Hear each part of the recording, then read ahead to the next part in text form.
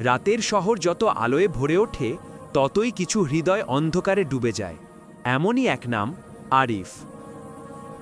এক যুবক মোটরবাইকে দ্রুত চলে যাচ্ছে, হাতে ধোঁয়াটে টাকা, পেছনে লাল আলো জ্বলছে।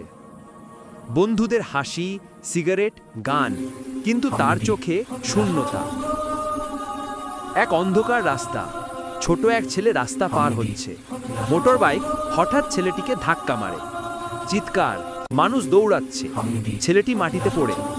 আরিফ ভয়ে গাড়ি থামাতে না পেরে পালিয়ে যায়। এক মুহূর্তে জীবন বদলে যায়, কিন্তু সে তখনও বুঝতে পারেনি এই রাতের পর সূর্য উঠবে এক নতুন পথে। হাসপাতাল, শিশুটির মা কাঁদছে।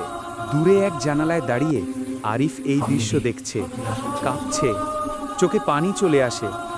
মানুষ ক্ষমা করে, কিন্তু যখন মা আল্লাহর কাছে দোয়া করে তখন আকাশও কেঁদে ওঠে। নিঃশব্দ রাস্তা, আরিফ একা হাঁটছে। সে নিজের মুখে বলে, আমি কি মানুষ না দানব হয়ে গেছি? এভাবেই শুরু হলো এক তরুণের অন্ধকার থেকে আলোর পথে যাত্রা। দ্বিতীয় পর্বে আসবে পরের ঘটনাটি।